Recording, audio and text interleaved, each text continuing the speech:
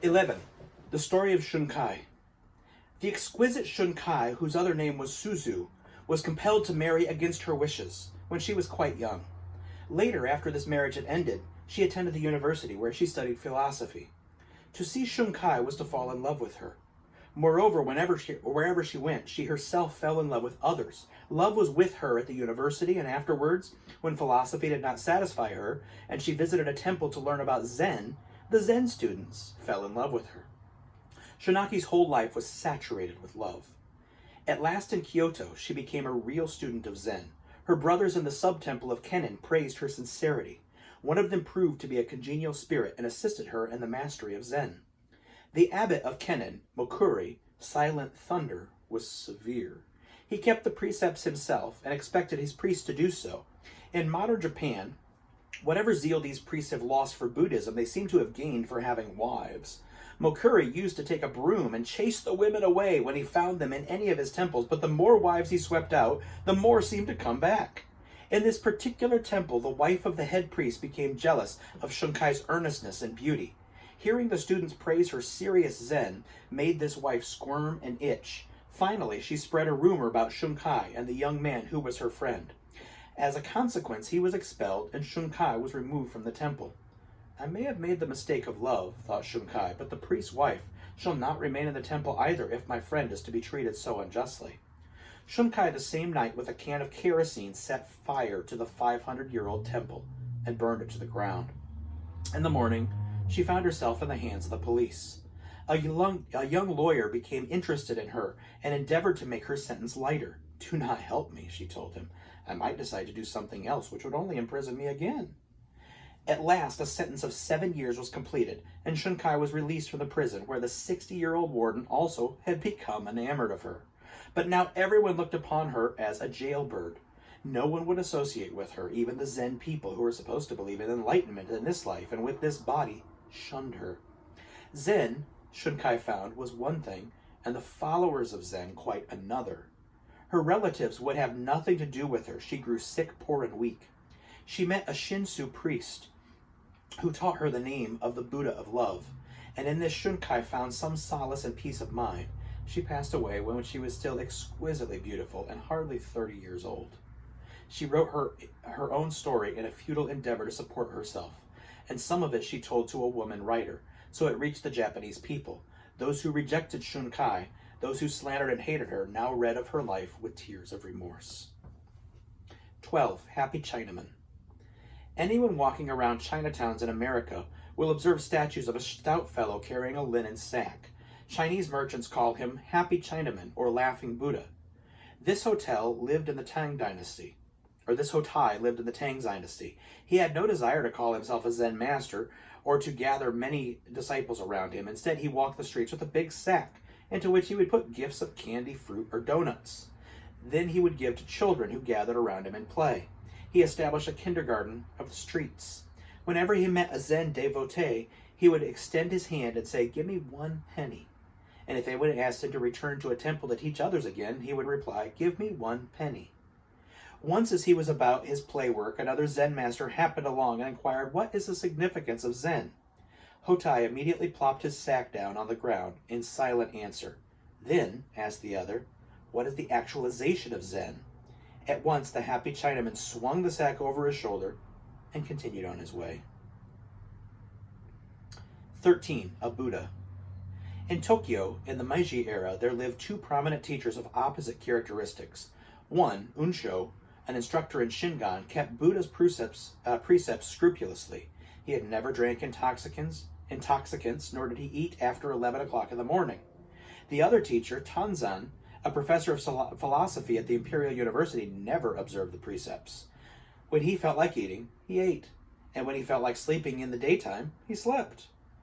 One day, Unsho visited Tanzan, who was drinking wine at the time, not even a drop of which is supposed to touch the tongue of a Buddhist. "Hello, brother," Tanzan greeted him. "Won't you have a drink?" "I never drink," exclaimed Unsho solemnly. "One who does not drink is not even human," said Tanzan. "Do you mean to call me inhuman just because I do not indulge in intoxicating liquids?" exclaimed Unsho in anger. "Then if I am not human, what am I?" "A Buddha," answered Tanzan. 14. Muddy Road. Tanzan and Ikaido were once traveling together down a muddy road. A heavy rain was still falling. Coming around a bend, they met a lovely girl in a silk kimono and sash, unable to cross to the intersection. "Come on, girl," said Tanzan at once. Lifting her in his arms, he carried her over the mud. Ikaido did not speak again until that night when they reached a lodging temple. Then he could no longer restrain himself. "We monks do not go near females," he told Tanzan, "especially not young and lovely ones. It is dangerous. Why did you do that?" "I left the girl there," said Tanzan. "Why are you still carrying her?" 15. Shon and his mother. Shon became a teacher of Soto Zen. When he was still a student, his father passed away, leaving him to care for his old mother. Whenever Shon went to a meditation hall, he always took his mother with him. Since she accompanied him, when he visited monasteries, he could not live with the monks, so he would build a little house and care for her there. He would copy sutras, Buddhist verses, and in this manner receive a few coins for food. When Shon bought fish for his mother, the people would scoff at him, for a monk is not supposed to eat fish, but Shon did not mind. His mother, however, was hurt to see the others laugh at her son. Finally, she told Shon, "I think I will become a nun. I can be a vegetarian too." She did, and they studied together. Shon was fond of music and was a master of the harp, which his mother also played. On full moon nights they used to play together. One night a young lady passed by their house and heard music. Deeply touched, she invited Shon to visit her the next evening and play. He accepted the invitation. A few days later he met the young lady on the street and thanked her for her hospitality. Others laughed at him. He had visited the house of a woman of the streets. One day Shon left for a distant temple to deliver a lecture.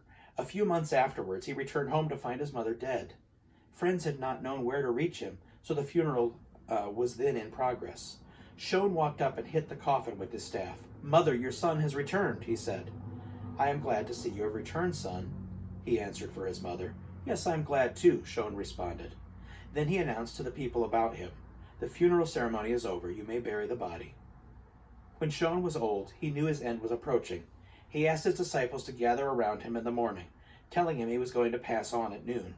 Burning incense before the picture of his mother and his old teacher, he wrote a poem. "For 56 years I lived as best I could, making my way in this world. Now the rain has ended, the clouds are clearing, the blue sky has a full moon." His disciples gathered about him, reciting a sutra, and Shon passed on during the invocation. 16. Not far from Buddhahood. A university student, while visiting Gasan, asked him, "Have you ever read the Christian Bible?" "No." "Read it to me," said Gasan. A student opened the Bible and read from St. Matthew. "And why take ye thought for raiment? Consider the lilies of the field, how they grow. They toil not, neither do they spin. And yet I say unto you that even Solomon in all his glory was not arrayed like one of these. Take therefore no thought for the morrow shall take a thought for the things of itself." Gasan said, "Whoever uttered these words I consider an enlightened man." The student continued reading. "Ask and it shall be given to you. Seek and ye shall find. Knock and it shall be opened unto you. For everyone that asketh receiveth, and he that seeketh findeth. And to him that knocketh it shall be opened." Gasan remarked, "That is excellent. Whoever said that is not far from Buddhahood." 17. Stingy in teaching. A young physician in Tokyo named Kasuda met a college friend who had been studying Zen. The young doctor asked him what Zen was. "I cannot tell you what it was," the friend replied, "but one thing is certain. If you understand Zen, you will not be afraid to die." "That's fine," said Kasuda. "I will try it. Where can I find a teacher?" "Go to the master Nanin," the friend told him. So Kasuda went out to call on Nanin. He carried a dagger 9.5 inches long to determine whether or not the teacher himself was afraid to die. When Nanin saw Kasuda, he claimed, "Hello, friend, how are you? We haven't seen each other for a long time." This perplexed Kasuda, who replied, "We have never met before." "That's right," answered Nanin. "I mistook you for another physician who is receiving instruction here." With such a beginning, Kasuda lost his chance to test the master, so reluctantly he asked if he might receive Zen instruction. Nanin said, "Zen is not a difficult task. If you are a physician, treat your patients with kindness. That is Zen." Kasuda visited Nanin 3 times. Each time, Nanin told him the same thing. "A physician should not waste time around here. Go home and take care of your patients." It was not yet clear to Kasuda how such teaching could remove the fear of death. So on his fourth visit, he complained, "My friend told me that when one learns Zen, one loses his fear of death. Each time I come here, all you tell me is to take care of my patients. I know that much. If that is your so-called Zen, I am not going to visit you anymore." Nanin smiled and patted the doctor. "I have been too strict with you. Let me give you a cone." He presented Kasuda with Joshu Mu's to work over, which is the first mind-enlightening problem in the book called The Gateless Gate. Kasuda pondered this problem of Mu, nothing, for 2 years. At length, he thought he had reached certainty of mind, but his teacher commented, "You are not in yet." Kasuda continued in concentration for another 1.5 years. His mind became placid. Problems dissolved. No thing became the truth. He served his patients well, and without even knowing it, he was free from concern over life and death. When he visited Nanin, his old teacher just smiled. 18. A parable. Buddha told a parable in a sutra. A man traveling across a field encountered a tiger. He fled, the tiger after him. Coming to a precipice, he caught hold of the root of a wild vine and swung himself down over the edge. The tiger sniffed at him from above. Trembling, the man looked down to where, far below, another tiger was waiting to eat him. Only the vine sustained him. 2 mice, one white and one black, little by little started to gnaw away at the vine. The man sought a luscious strawberry near him. Grasping the vine with one hand, he plucked the strawberry with the other. How sweet it tasted. 19. The first principle. When one goes to Obako Temple in Kyoto, he sees carved over the gate the words, "The first principle." The letters are unusually large, and those who appreciate calligraphy always admire them as being a masterpiece. They were drawn by Kyosen 200 years ago. When the master drew them, he did so on paper, from which workmen made the larger carving in wood. As Kyosen stretched the letters, a bold pupil was with him, who had made several gallons of ink for the calligraphy, and who never failed to criticize his master's work. "That is not good," he told Kyosen after the first effort. "How is that one?" "Poor, worse than before," pronounced the pupil. Kyosen patiently wrote one sheet after another until 48 first principles had accumulated, still without the approval of the pupil. Then, when the young man stepped outside for a few moments, Kyosen thought, "Now is my chance to escape his keen eye," and he wrote hurriedly with a mind free from distraction, "The first principle." "A masterpiece," pronounced the pupil. 20. A mother's advice.